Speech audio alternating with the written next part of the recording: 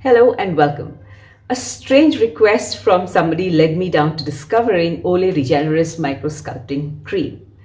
This person wanted similar benefits of retinols without actually using retinols. A strange request leads you to strange things and even stranger experiences. Such was my experience with the Olay Regenerist Micro-Sculpting Cream. First of all, let's take a minute and look at the bottle. How beautiful is this jar? It makes me feel underdressed. It really does. Look at me and look at this jar. Like total star and total shine. Things gotta change. Ta-da! Do you think now I'm ready to do the review of this cream? Do I look pretty enough for this bottle?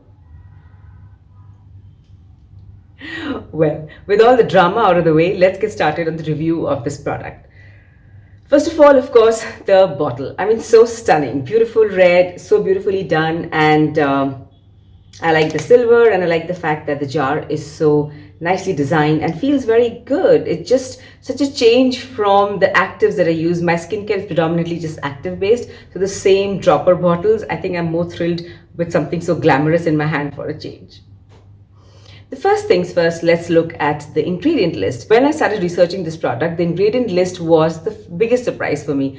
You know, working with homegrown brands, I've not done research for a big brand like Olay, which is owned by Procter & Gamble, in a very, very long time.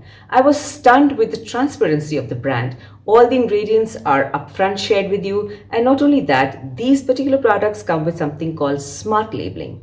Smart labeling gives you details of all the ingredients, and you can also write to the company immediately and share if you need more details of one particular ingredient.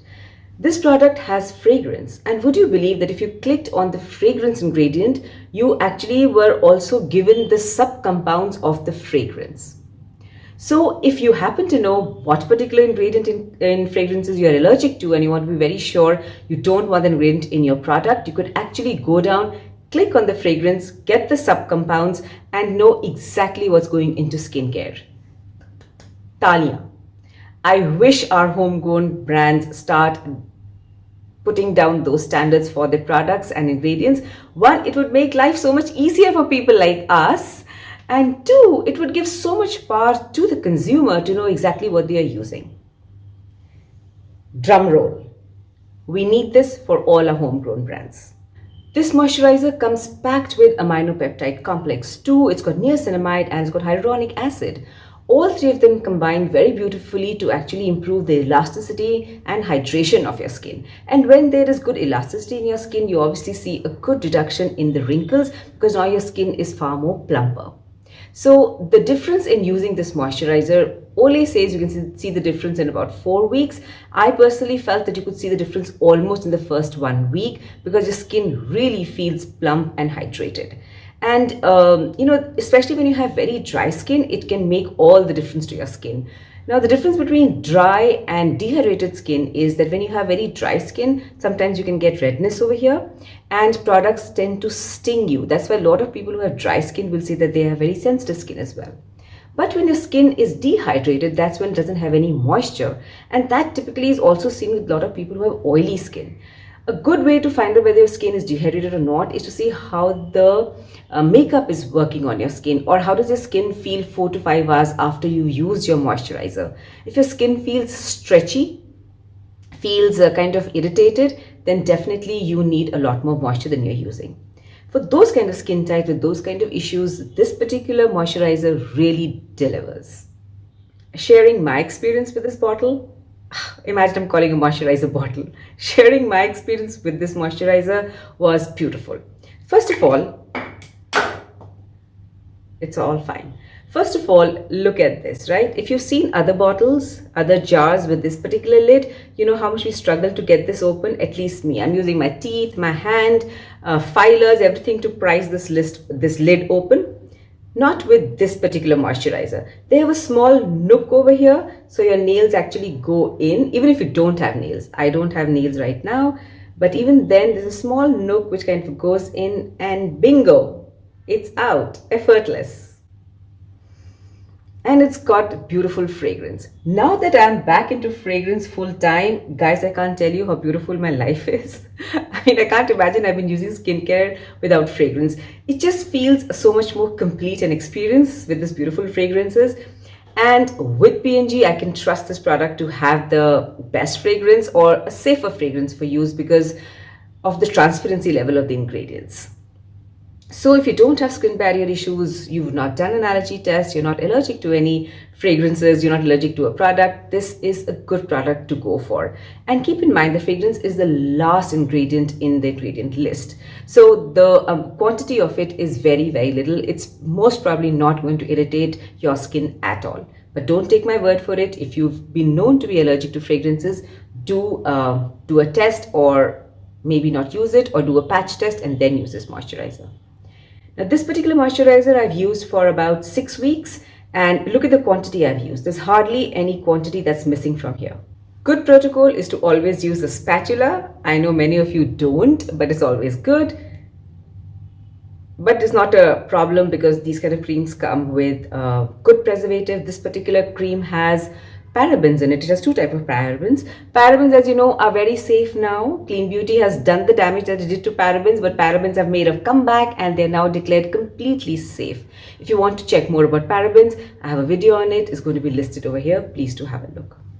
So this particular moisturizer is really creamy and goes in very, very smoothly and beautifully. I'm shining the spotlight on this moisturizer. How do you like that?